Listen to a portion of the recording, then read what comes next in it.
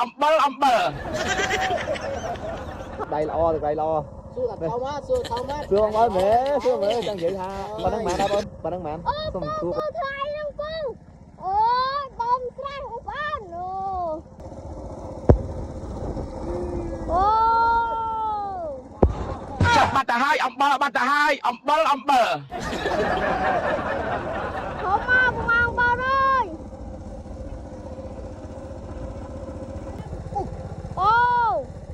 បងបងអើយបាទរស់ហើយអូបងអើយធំធំណា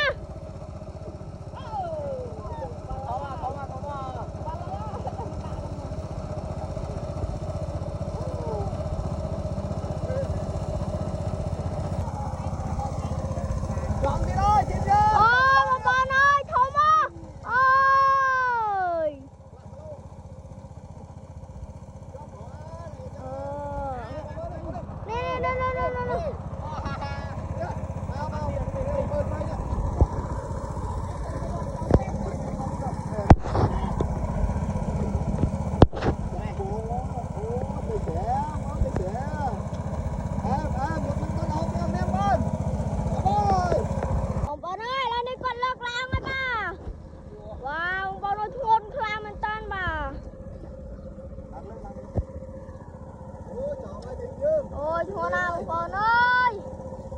sao mình tên không con ơi đi đi bà thông thông sao mình tên cút lại cho cháu thầm đen rồiបងប្អូនពេញលេងហើយបងប្អូននេះចុះរកអ្នកប្រុសសាំងមិនបាទគឺថាធំធំល្អមែនតែស្រែយើងបងប្អូននេះអ៊ុយបានពោះទៀតចូលមកទឹកដៃល្អទឹកដៃល្អសួរថាថោម៉ាសួរថោម៉ាសួរបងប្អូនមែនសួរមើលចង់និយាយថាប៉ុណ្ណឹងមែនដែរបងប៉ុណ្ណឹងមែនសុំសួរបងឯងថាប៉ុណ្ណឹងផាច់ជាប្រហែលផាយជាអានេះមិនដល់1គីឡូ8ខាំអស់8ខាំអូនោះផាច់1គីឡូធំហ៎ណាជឿមកអែមស្នាបងប្អូននេះដីស្រែបងប្អូនឥឡូវមើលទេសភាពស្រុកស្រែនេះពេញលេងហើយភាពយើងនេះបងស្រះត្រីស្រះនេះយើងសម្រក់យើងចុះហ៎